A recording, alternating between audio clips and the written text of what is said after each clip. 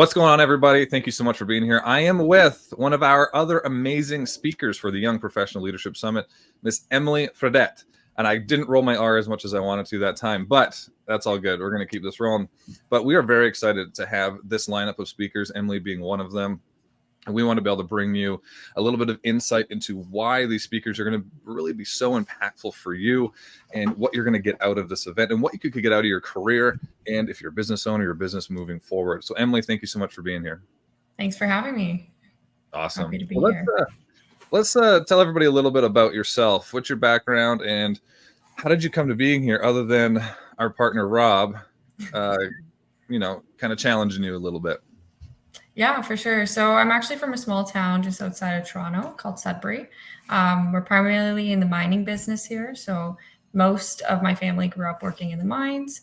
I myself wanted to pursue medicine. So that's what I did for 7 years, running multiple walk-in clinics and really getting immersed in that field of business. And as my career started to grow, I realized that this wasn't what I wanted to do. And being that we're in an industrial town, I decided to explore different options, and I took a chance and I just kind of applied at a bunch of different jobs. And that's when I applied to the Manser Group, and they interviewed me. It went super well. I knew nothing about mining. I knew nothing about any kind of industrial field whatsoever. And I remember sitting there and they had offered me the job and I didn't know what to do. And it scared me. It scared me to be going into a field that I knew nothing about and had zero experience in.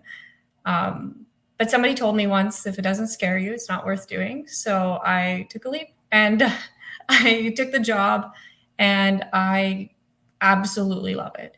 So throughout my career here within the group, I've worked in numerous different industrial fields and I landed into transportation, specifically the railway. And I love it. It is so much fun. It is absolutely amazing. And I've built such a great network of people within this industry. And I'm so happy to be here.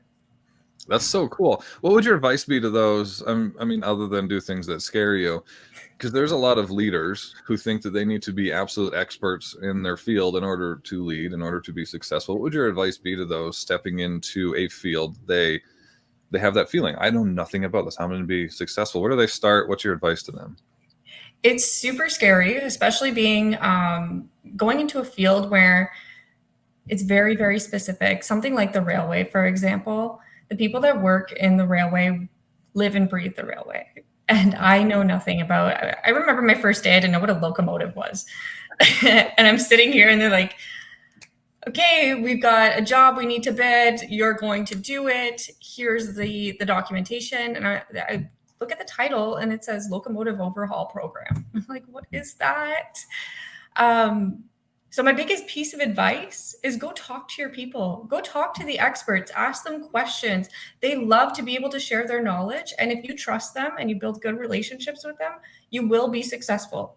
Your role as a leader is not to know everything. The reality is you never will. You are there to support and make decisions and make sure that your business keeps moving forward. So biggest piece of advice, trust your people. They know what's going on. They know how to do their job. I love that. That's amazing advice, because there's so many, people, especially if they're newer to leadership, they think that they need to know everything. They think that they need to know where every T gets crossed, where every I gets dotted, and every little intricate piece of. Maybe you should know what a locomotive is, at some point, but but you don't need to know how they build it. You don't need to know every little piece in it, right? You need to know it enough that you can organize a group that are smarter than you in specific areas to accomplish a goal. Exactly. And if you can identify your own weaknesses and you know where your shortcomings are, you're going to surround yourself with people that can fill those gaps. And you're going to build an incredible team. Very much so. You just have to admit that you don't know things. I think that's the tough part for a lot of people, especially people who've been in leadership for a while. Maybe they're the director level or they own a business for a while. Just understand, maybe you're not the best person for that job. You should maybe bring somebody in who's a little bit smarter than you, or rely on somebody you currently have who is smarter than you in that area. I love that. So this is going to be your first time speaking in this type of capacity. Obviously, you're a leader. You've spoken in the boardrooms, all these kinds of stuff, probably numerous times. This is going to be your first time speaking in this capacity to hundreds of people. I'm not trying to make you more nervous than you are, because you're absolutely going to crush it. But what are you? I want to talk about you, and we're going to talk about what the audience is going to get out of it in a second here. But what do you feel that you are going to, and what do you want to take away from this experience speaking at the Young Professional Leadership Summit? It's this question. I've actually thought about it a lot, because being that this is my first time speaking, I've been putting my thoughts on paper and really trying to see what my message is. And it kind of came down to one thing, and it was, if I can do it, you can do it too. And I think that that's the biggest takeaway, because I was never the smartest kid in the class. I was never the one that everyone thought was going to conquer the world or anything like that. But here I am, I'm pushing and I'm keeping going. And if I can do it, anybody can. Ooh, I like it. So what attributes do you feel? Because you just said you weren't the smartest one in the class. I can relate to that. When you hear my story, you'll ask yourself, why is he here? How did he get here? But obviously, so being born super smart with a high IQ, or being born into a wealthy family and being able to pay your way to college and getting an MBA, that's not the most important thing to find success in yourself and to be a leader. So what would you say are maybe the top 1 or 2 or 3, name as many as you want, attributes to achieving the things you want, when maybe on the outside looking in, people are saying, how did they get here? There's a couple things that you obviously have to do, like dedication. You have to be dedicated to accomplishing your goals. But I think for me, the biggest thing is that I always had a lot of confidence. I always walked into a situation knowing exactly who I was and what I brought to the table. But in that same sense, I knew what I didn't bring to the table. I knew where my shortcomings were, and I was able to really bring people around me that helped with my shortcomings. So for me, it was just the confidence. I knew who I was. I knew what I was bringing, and I knew what I wanted to accomplish. Mm-hmm. That's why it's so important. You've brought up a lot of good points. That's why it's so important to do the things that you're not good at, because that creates experiences. And if you can go from being, like what we always say to people, is like, be okay with being shitty. This is my show. I can swear if I want. But like, be okay with being bad at stuff, because you have to be bad before you can be good, and you have to be good before you can be great. Yeah. And then in that process of going from not good to good, or competent, and then even great, you start to build more and more trust in yourself. So then you're more likely to do things. Oh, I don't know how to do this now, but I've figured things out before. I learned how to ride a bike when I didn't know how to. I learned how to, write grants when I had no idea what that was. I figured out what a locomotive was when I had no idea what it was.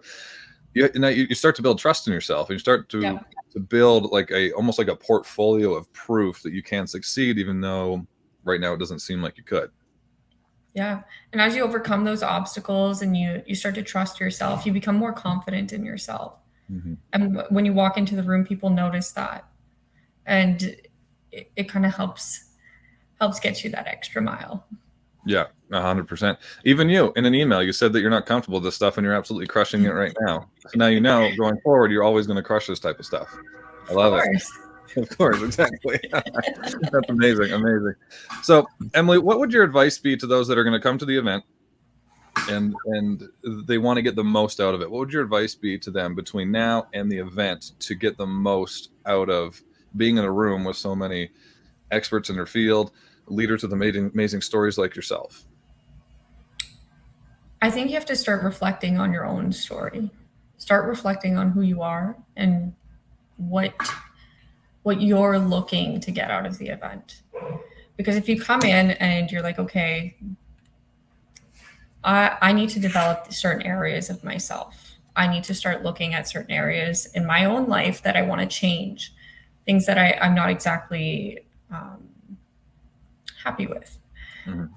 And then when you come to the event, you need to sit down and you need to listen, because everyone's got something to share. They have some kind of value to add, a little bit of conversation that will be able to change your life in some way, shape, or form. And it doesn't need to specifically apply to your circumstance. Listen to the moral of the story.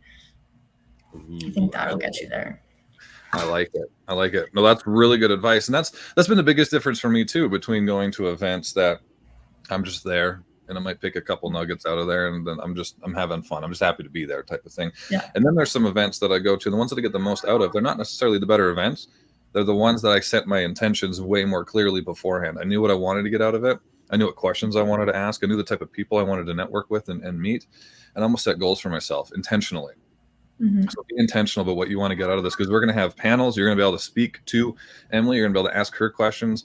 We're going to have 2 different groups of panelists that we are actually going to have you come up and ask questions to. We're going to have case studies that you're going to be collaborating with your peers with. So there's going to be lots. So set your intentions. Amazing advice, Emilie. Before we go, where can everybody find you? Do you have any last pieces of advice or any last things that you want to say before? I wish I had a really good line to just throw at you, but no, I just really I'm super excited about the event. I can't wait to get my story out there and to start actually speaking with people. And I really hope that I can drive some kind of impact in somebody's life. If you're looking for me, I'm on LinkedIn. You can find me by my name, Emilie. So look me up. That's pretty much the best way to reach me. Aside from that, I'm not really on socials or anything like that. But yeah, LinkedIn is where I'm at. LinkedIn's the only one you need. The other ones are it's fine.